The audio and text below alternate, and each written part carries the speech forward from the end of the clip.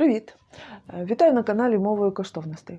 Щойно перед вами промайнули фотографії творів художника-ювеліра Віталія Хоменка. Далі ви побачите їх більш детально. І сьогодні в рубриці «Імена» ми поговоримо про творчість цього українського ювеліра. Перше відео на каналі в рубриці «Імена» було присвячено французькому художнику-ювеліру Жану Вандому. В коментарях я додам посилання на це відео. Чому саме йому? Бо він вплинув на розвиток ювелірного мистецтва світового. І воно зараз таке, як ми його знаємо, багато в чому завдяки творчості саме Жана Вандома. От в Україні такою постаттю був саме Віталій Федорович Хоменко. Отже, сьогодні говоримо про творчість Віталія Хоменко, а також про його персональну виставку «Спіраль часу», яка пройшла в Музей історичних коштовностей України у 2020 році. Давайте перенесемося в минуле приблизно на 50 років, коли Україна була республікою в складі СРСР. Тоді працювати ювеліром можна було лише на державу. Авторські твори художники-ювеліри робили без використання коштовних металів. Зазвичай це був мельхіор. От, наприклад, як ця брошка київського ювеліра Олега Непочатого, створена з мельхіору, перламутру і мушлі. Ювелірні твори забирають у художників силу вселенну часу. І виходить дисбаланс між витраченим часом на твір і якістю матеріалів. Але ювеліри не мали права працювати зі сріблом або золотом, бо коштовні метали належали до валютних цінностей. А згідно постанови про угоди з валютними цінностями, держава мала монополію на такі операції. В сріблі і золоті працювати можна було лише державним підприємством. І проблема не звужувалася до юридичної, а мала етичний характер. Радянське суспільство пропагувало рівність, яка часто зводилася до зрівнялівки. А вишукані авторські прикраси зазвичай підкреслюють унікальність людини. Отже, кілька ювелірних заводів, в Україні це були ювелірні заводи Києва, Харкова, Одеси та Львова, створювали масову продукцію. Якість продукції була різна, по більшості прикраси не претендували на рівень мистецьких творів. Була група художників, які прагнули творити, самовиражатися саме в металі. Отже, знайомтеся, Віталій Федорович Хоменко. Він народився в ніч з 9 на 10 травня 1945 року, в прямому сенсі під звуки салютів. З дитинства любив малювати, але в художнє училище не пройшов за конкурсом, тому пішов працювати на завод. В трудовій книжці художника замість назви заводу написано «Організація ПЯ-1». ПЯ – почтовий ящик, поштова скринька. Так в СРСР називали заводи оборонної промисловості. Зазначали лише місто і назву поштової скриньки. Організація ПЯ-1 в 66-му році отримала назву «Завод Комуніст», а в 91-му – «Радар». Віталій Хоменко на заводі отримав перший досвід роботи з металом і почав робити перші прикраси. В 65-му році Віталій одружився. Його дружина, художниця Олена Дроздова, ви бачите її автопортрет, порадила показати твори в спілці художників України. З цього почалося цікаве творче життя. Художники-ювеліри готувалися до виставок, обговорювали ідеї та готові твори. Виставки до визначних дат були важливою частиною художнього життя.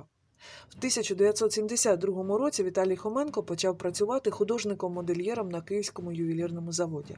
Ви бачите ескізи Хоменка, створені в той час. Згодом Віталій Хоменко почав працювати як самостійний художник-ювелір. Але творчості заважала та постанова стосовно валютних цінностей, яка не давала вільно працювати з коштовними матеріалами. Допоміг випадок. В 1976 році святкували ювілей Леоніда Брежнєва, генерального секретаря ЦК КПРС.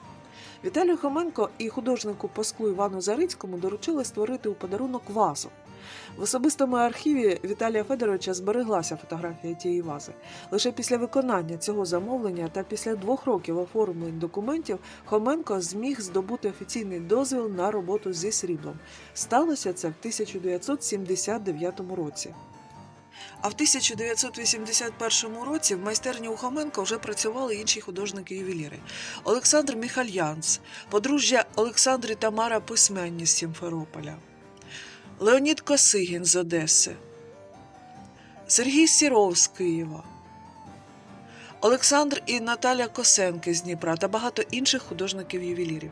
Напрацювання цього творчого майданчика та новаторський характер тогочасного завідувача музею Леоніда Лаукарта на фото Віталій Хоменко і Леонід Лаукарт на виставці «Спіраль часу» привели до того, що вперше в музеї була проведена виставка сучасного ювелірного мистецтва. Перед вами стаття з газети «Культура і життя» за 24 січня 1982 року про відкриття виставки.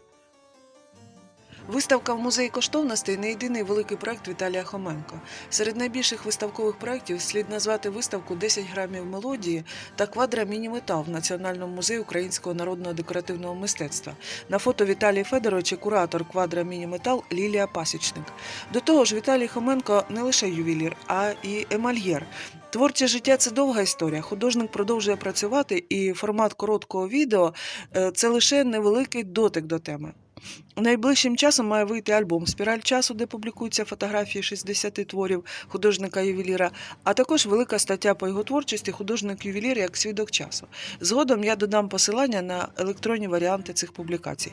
А далі без коментарів, відкриття виставки «Спіраль часу» та експонати.